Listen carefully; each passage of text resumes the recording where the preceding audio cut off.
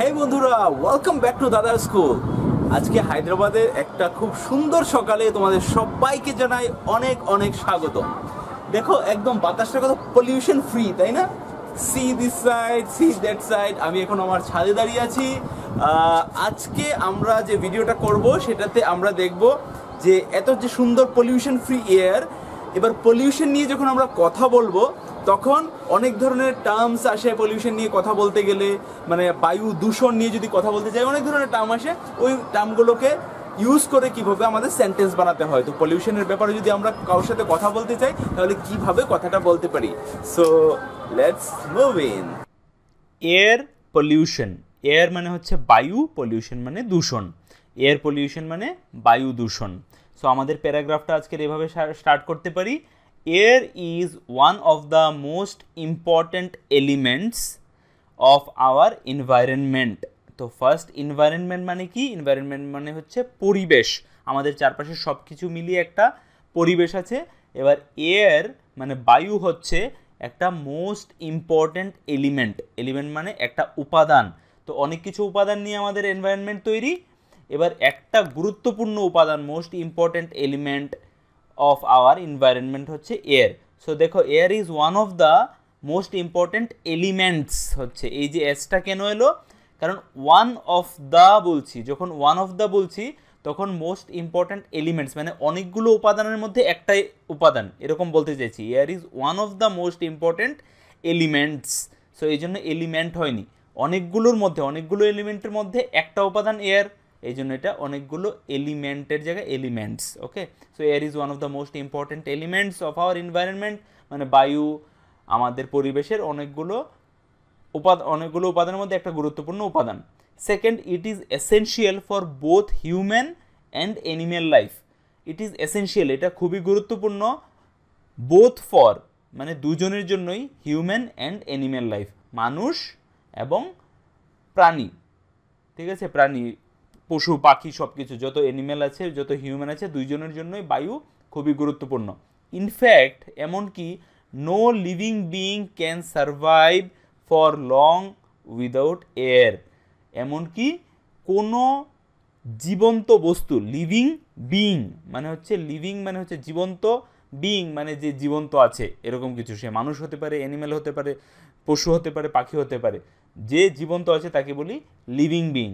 So in fact এমনকি no living being মানে কোনো জীবন্ত জিনিস can survive, no living being can survive মানে কোনো লিভিং বিইং মানে জীবন্ত জিনিস সার্ভাইভ করতে পারে না ফর লং উইদাউট এয়ার মানে লম্বা সময়ের জন্য বাতাস ছাড়া।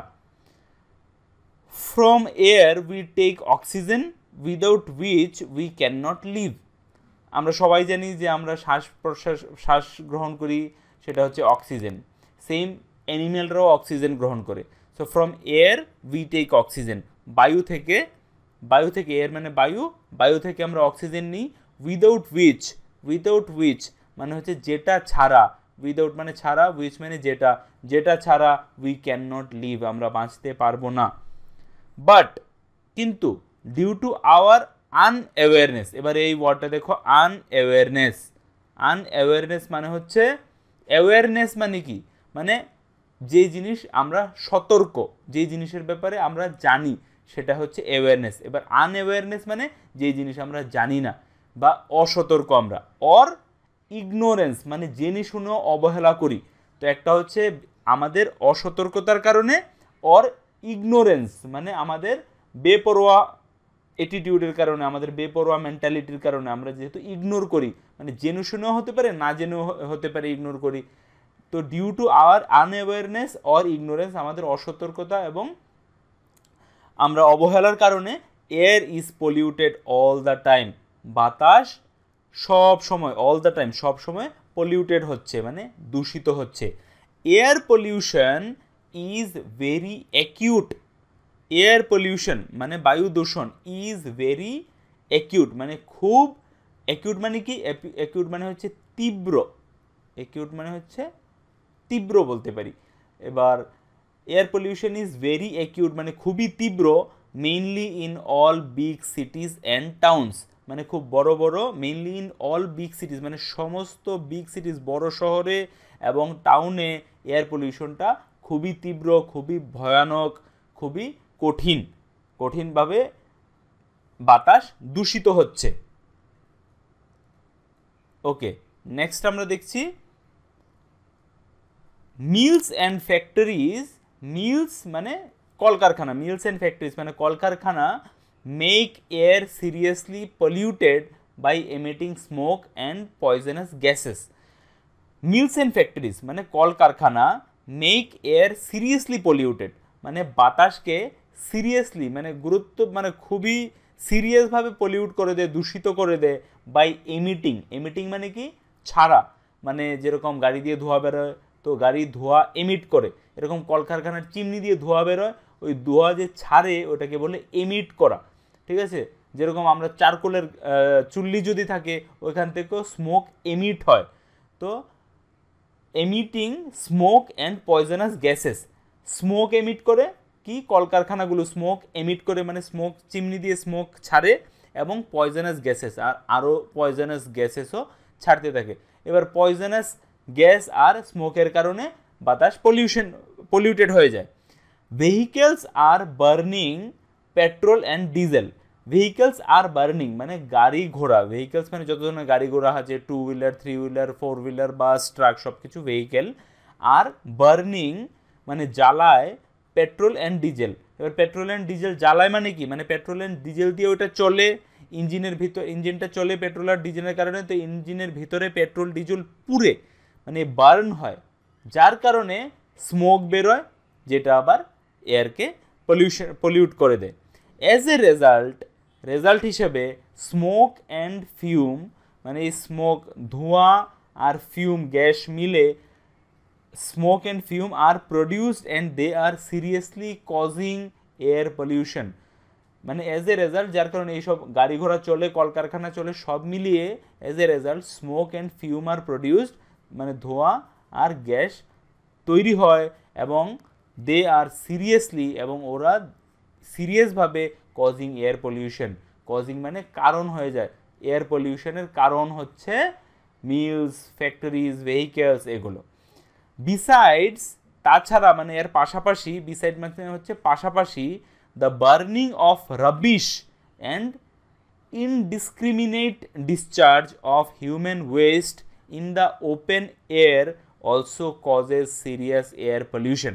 এবার এটার মানে কি, মানে তার পাশাপাশি একটা তো মিল আর ফ্যাক্টরিজ আমাদের এয়ারকে দূষিত করছে, ভেহিকেল দূষিত করছে, তার পাশাপাশি দ্য বার্নিং অফ রাবিশ। এবার আমরা বলি না বাংলায় অনেক সময় বলি রাবিশ, কি রাবিশ কথাবার্তা বলছো, আরে ও যা একটা রাবিশ কাজ করলো। এই রাবিশটা আসলে মানে কি, রাবিশ মানে হচ্ছে খারাপ আবর্জনা, যেগুলো আমরা ডাস্টবিনে ফেলে দিই।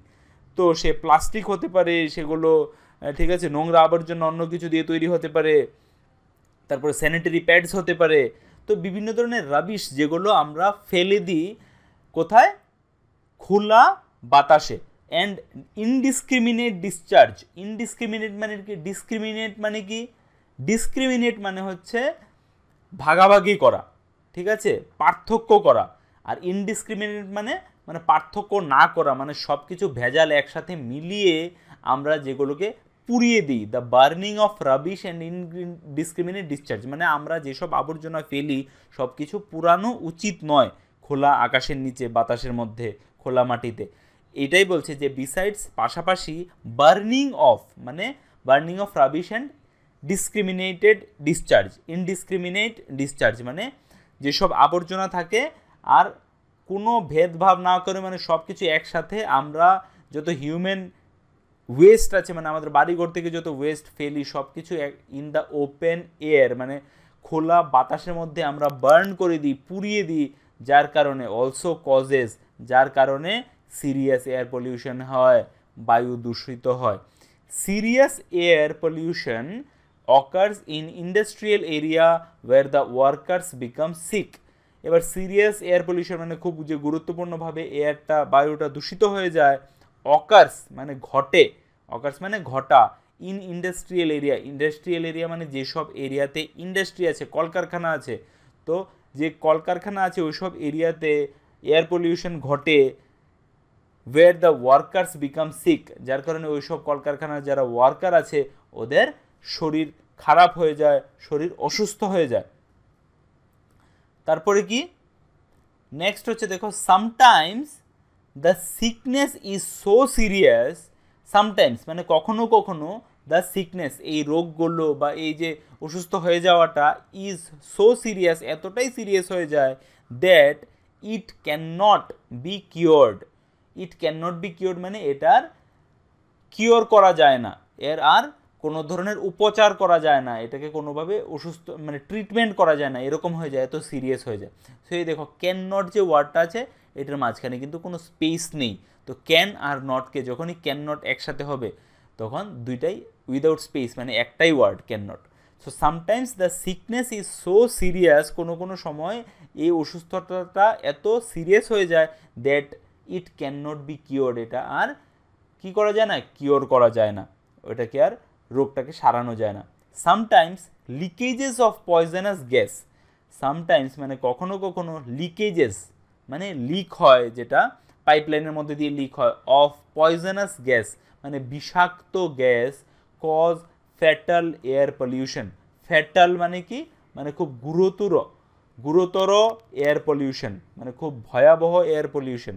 So sometimes leakage of poisonous gas cause leakages of poisonous gas, so leakages আছে মানে অনেক মানে বিভিন্নভাবে লিক হয়, তো লিক যে হয় ওইটাকে বলছি বিভিন্ন রকমের লিকেজেস, এই জন্য এখানে কজ হলো।